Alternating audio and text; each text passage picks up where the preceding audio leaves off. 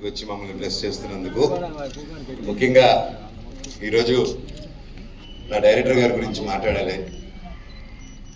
నేను సినిమాలు చేస్తున్నాను, లైక్ గ్యాప్ ఇచ్చిన తర్వాత మళ్ళీ మిరాయి మొదలు పెట్టాను. ఉస్తాద్ షో చేసిన తర్వాత మిరాయి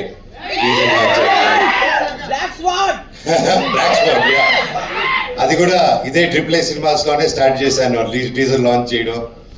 అండ్ ఈరోజు డైరెక్టర్ గారి గురించి మాట్లాడాలంటే, నేను మా లైఫ్లో అంతా ఒకటి ప్లాన్ చేసుకుంటూ వెళ్తుంటాను, ఇచ్చేద్దాం అని. కానీ నేను శివుడిని భైరవుడిని బాగా నమ్ముతాను. నేను అహం బ్రహ్మాస్మి అనే సినిమాలో కూడా భైరవుడి మీదే సబ్జెక్ట్ అంతా.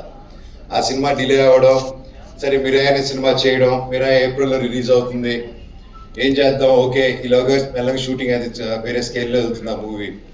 సడన్గా 4 months ఆ సినిమా ఆల్మోస్ట్ కంప్లీట్ అయిపోయి ఇటు వచ్చినప్పుడు సార్ వచ్చి ఒక స్క్రిప్ట్ చేస్తున్నాము, 4 months టార్గెట్ అండ్ రిలీజింగ్ అంటే, సార్ 4 months ఎట్లా తీస్తారు సార్ అని చెప్పారు. లేదంటే 100% తీసేస్తామని చెప్పి డైరెక్ట్ చేయడం జరిగింది. అండ్ ఇమీడియట్గా నరేషన్ వెంటనే fell in love with the script. And definitely ఇంకా నా బ్రదర్ రోహిత్ అండ్ సాయి ఉన్నారంటే ఇంకా ఎక్సైట్ అయ్యాను. అండ్ వెంటనే ఒప్పుకోవడం జరిగింది. అలాగే డైరెక్టర్ గారు, నేను ఎన్నో సినిమాలు చేశాను, టెక్నీషియన్గా కూడా వర్క్ చేశాను సార్. కానీ hats off to your dedication, hard work and reach and everything. మీకు పెద్ద ఫ్యాన్ అయిపోయాను. మా డైరెక్టర్ గారి గురించి చెప్పాలంటే, ఆయనకి వ్యక్తిగతంగా ఇంకొంచెం పెద్ద ఫ్యాను, నా సొంత బ్రదర్ లాగా అయిపోయారు ఆయన గారి, మా రైటర్ సత్య గారు కానీ, మా టీంలో ప్రతి ఒక్కరు. పెద్ద ఆయన ఇక్కడ కనిపించలేదు నాకు, రామ్ గోపాల్ గారు, సో రామ్ గోపాల్ వర్మ గారు,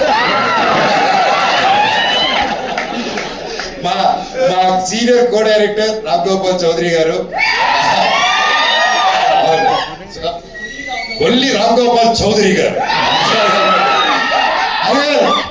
మీరు లేకపోతే ఎట్టండి రండి, ఇప్పుడు స్టేజ్ కలగాలమ్మా.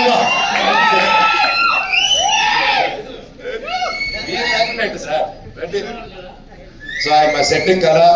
ముఖ్యంగా ఇంత పెద్ద సినిమా చేసేటప్పుడు 3 హీరోలు అండ్ ఇంతమంది ఆర్టిస్టులతో మొత్తం ఎక్కడికి సార్ మాట్లాడుతున్నారు.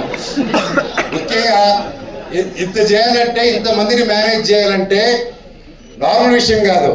మనం ఒక్కరిని హ్యాండిల్ చేయాలన్నా పెద్ద విషయమే.